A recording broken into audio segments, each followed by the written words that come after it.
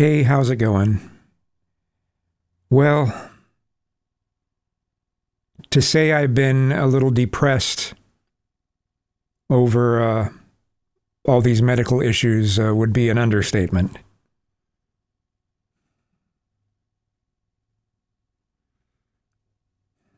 There have been some complications with the incision they did for the surgery.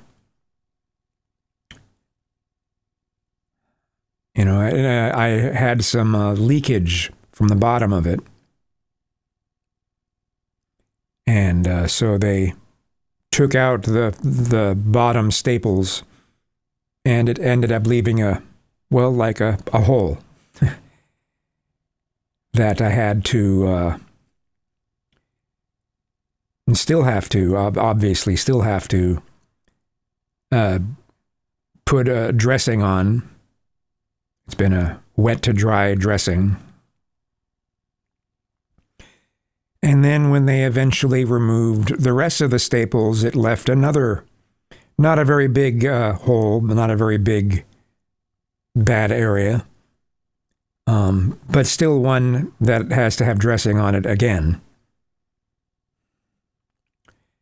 Also, near the one of my later visits to the hospital, they found that I have blood clots in my lungs, I had blood clots in my lungs, so they had to put me on some blood thinners.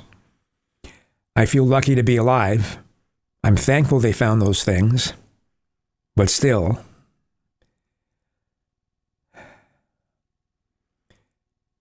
But I feel so helpless. I feel very helpless. Normally, I'm the one that would take my mother to appointments and other places, and if she really wanted to go grocery shopping, I'd take her, but otherwise I would be the one to do most of the shopping and the errands and that sort of thing, and now I have to rely on her for so much. I'm thankful that she had nursing school experience and that she knew she's done a lot of, nursing kind of things with when my dad was still alive, with my grandmother, with a number of scenarios. So she's able to do the dressing. But I'm thankful, so thankful to be here versus being in a, I don't know what you call those places. It's not really a nursing home, but like just a place where you recover from surgeries and such. So, I'm thankful for that. But man, I can't even, if something falls on the floor, I can't even pick it up because I can't bend like that right now, and it's going to be months like this.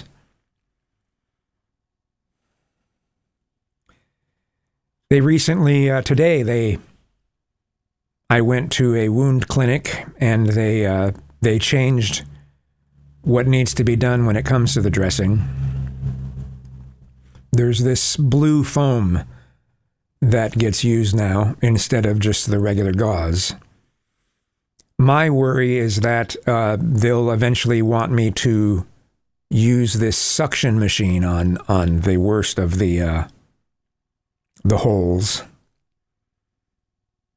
It was what I was worried about the most if I had the surgery.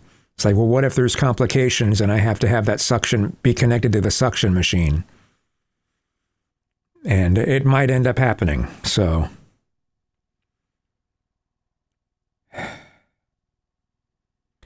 They also don't want me sitting down in a chair, regularly in a chair for that long, because they want me to have my legs up.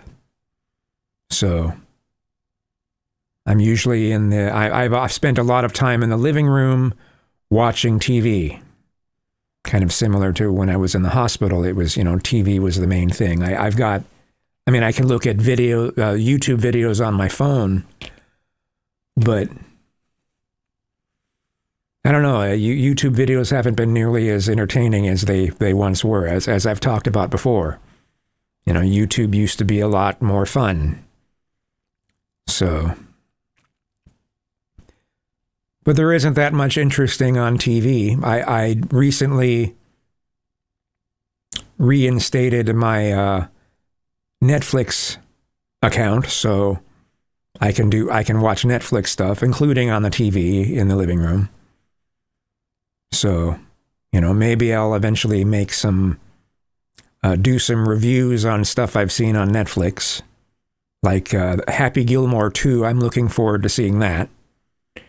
But most of what I've ended up watching on TV has been the news, whether it's ABC News, NBC News, CBS News, or the local news that you find on the local Fox channel, which is not the same as Fox News. And then, of course, there's CNN, MSNBC, and Fox News. And most of it just ends up making me more depressed because, well, there's a lot of depressing things going on. This administration is really not doing good things. So,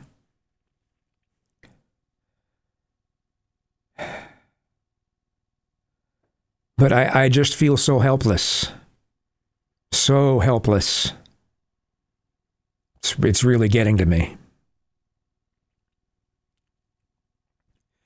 But I'm thankful to be alive, too. And I'm thankful for the good care that I've gotten at when I have went to the hospital. The kindness, the empathy, the good attitudes, the good help. I can't say anything but good things about St. Joseph Hospital here in Tacoma. Very, very thankful for that. And including like when I was in that room where it was kind of an overflow room because I didn't have enough regular rooms, where there's 8 people in the room separated by curtains. It's from 8 patients in this room separated by curtains. And it was really claustrophobic. But the staff, I'd hit that when I needed something, I'd hit that nurse button, and the staff was just amazing. So they got me through that.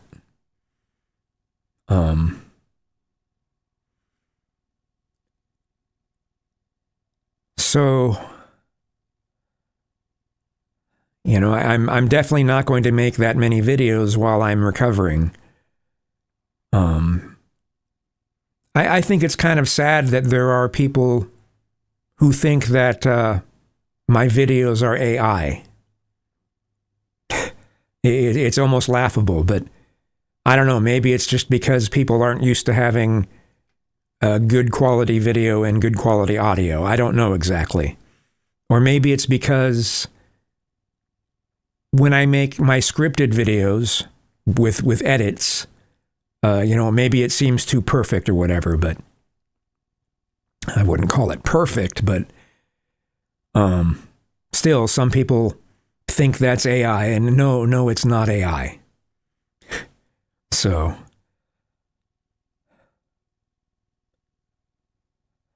I've got a lot of recovery coming up, I look forward to being able to drive again.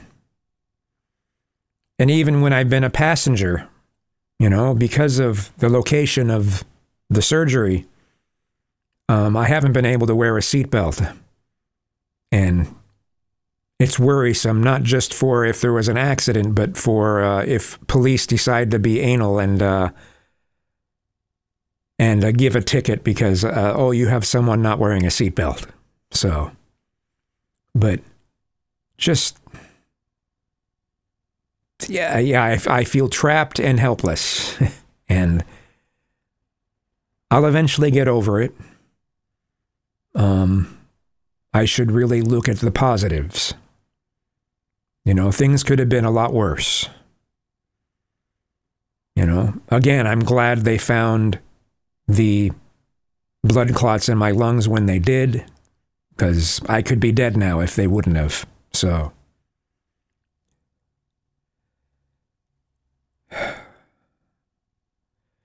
Man, changing the colostomy bag is rough. Emptying it, I've gotten used to that, but changing the colostomy bag is really rough. And if it's not done just about perfect, it can leak. And you don't want it to leak into the incisions. You don't want that to happen. And luckily that hasn't happened, but I've had a couple close calls, so.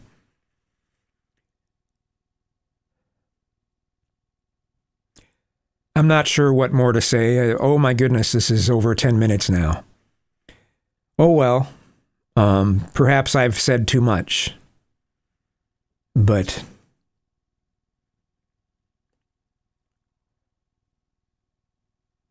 if I would have been living alone, I would have had to have gone to something that's similar to a nursing home for a while. That would have sucked. That would have been so impersonal. It would have been miserable. So, man, I've missed going to NA meetings. They do sometimes have some virtual NA meetings via Zoom, and I'll be trying to do some of those soon. I'm at 106 days clean of weed and alcohol, and I can be proud of that. Especially this week, excuse me.